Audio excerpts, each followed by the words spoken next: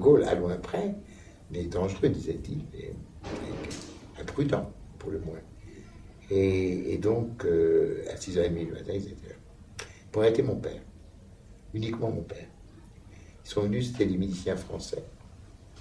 C'était 5, 6 peut-être. Vous avez un appartement au premier étage, en plein centre de Clermont-Ferrand, juste en face de la préfecture, 10 rue La Tour d'Auvergne. Et il y avait un entresol où on pouvait accéder de notre appartement par quelques marches qui descendaient. Et mon père, c'est tout qu'il les a entendus, est parti par essayer de partir par l'entresol qui donnait dans l'escalier, évidemment.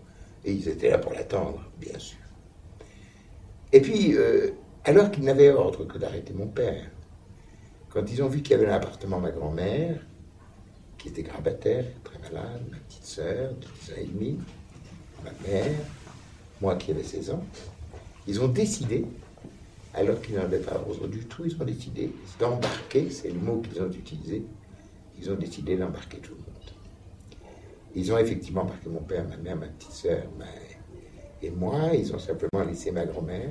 Je crois qu'elle est morte toute seule là, puisqu'ils avaient mis les scellés. L'appartement où personne ne pouvait entrer, voilà. Voilà comment a commencé cette aventure dramatique.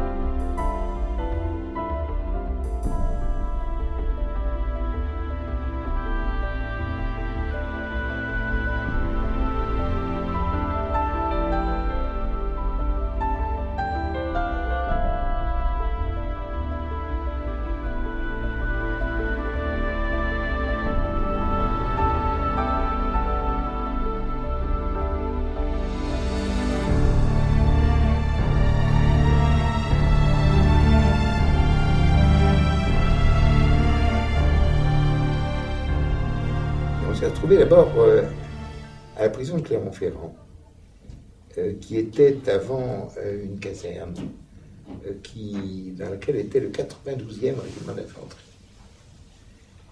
Je crois que c'était le 92e, oui.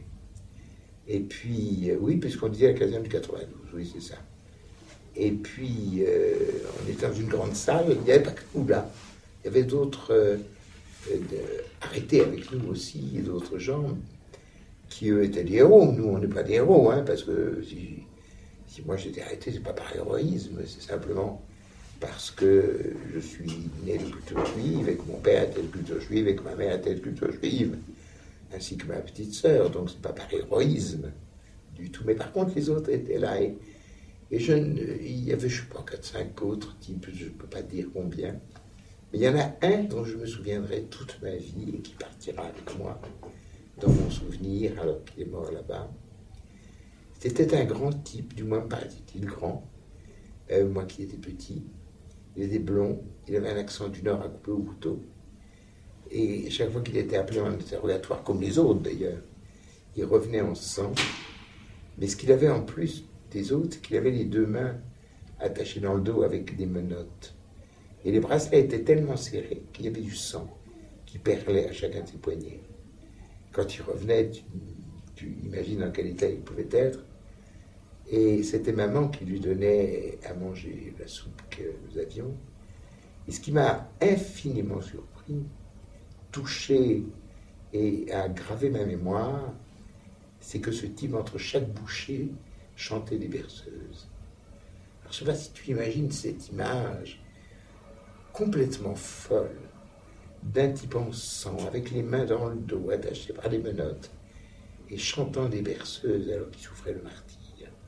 Peut-être pour un de ses enfants, ou qu'il avait laissé là-bas, ou peut-être pour un enfant qu'il souhaitait avoir, je ne sais pas. Il chantait des berceuses, et j'entends encore, dans ma mémoire, le son de cette berceuse, qui commençait toujours par « Petit bonhomme, tu pleures, je connais ton chagrin ». Et c'est tout ce dont je me souviens. Malheureusement, je voudrais m'en souvenir davantage, mais Mais lui, par contre, est resté très, très profondément gravé en moi. Et un jour, il est parti. Et on ne l'a plus revu. On est resté là-bas, je ne sais pas. Je pense qu'on a dû rester une quinzaine de jours à peu près. Mon père était appelé aussi en interrogatoire. Et là j'avais la trouille. La vraie trouille, t'imagines, la trouille qu'on peut avoir quand on a mon âge. 16 ans, gamin. Car 16 ans de l'époque, nous étions des gamins, nous n'étions pas du tout les 16 ans de maintenant. Les 16 ans de maintenant sont à peu près avertis de tout. Moi, j'étais averti de rien. Et mon père était appelé en interrogatoire et j'avais une frousse effroyable. Je crois que c'est là où j'ai eu ma première grande trouille. Parce que, avant, quand on a peur le soir, c'est, comment dire, du marketing, pour que sa maman vienne nous faire un petit câlin. Hein, c'est pas la vraie trouille. La vraie trouille, on l'a dans d'autres circonstances. Et cette trouille, je l'ai eue là-bas. Quand mon père était appelé, chaque fois je me disais, quand je voyais les autres venir ensemble, je me disais comment lui va revenir. Et comme il n'avait rien d'autre à dire que le fait que nous étions juifs, il n'avait rien d'autre à avouer. Et je crois que mon père n'était pas de la résistance, sinon je l'aurais su, je ne le crois pas du tout. Il n'a pas été torturé, heureusement. Et puis nous sommes partis, donc à peu près 15 jours après, peut-être. Et alors que dans le train, dans la prison, pardon, j'avais connu la trouille. Là, dans le train, j'ai connu la connerie. Mais la connerie qui fait mal, la connerie qui blesse, la connerie qui te touche dans ta dignité. Et je dis toujours aux enfants, faites attention aux paroles, aux mots, car on blesse les gens par des mots. Et ceux-là m'ont blessé, ou non pas par des mots, mais par une absence de mots.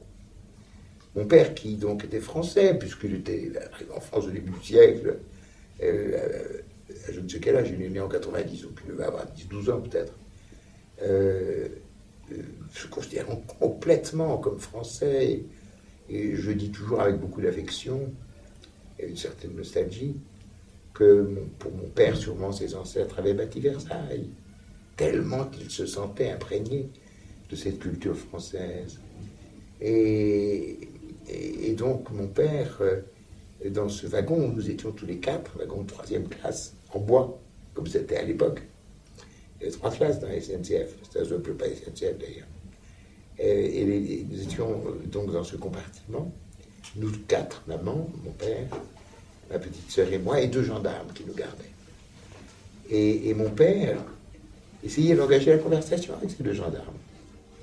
Et ces gendarmes ne répondaient pas. Et j'étais absolument subjugué par cette non-parole, par ce non-verbe. Je me disais, mais pourquoi ne répond-il pas à mon père? C'est une chose que je ne comprenais pas bien. Ça veut dire que même pour eux, ces connards-là, nous n'étions pas des humains et qu'on ne parle pas des non-humains. Et mon père essayait de leur parler, il ne répondait pas alors qu'il n'était pas du tout agressif. À un certain moment, j'ai eu envie d'aller faire pipi, ce qui est bien normal, quand même, quand on faisait Clermont-Ferrand-Paris en 9 heures à l'époque, hein, au moins.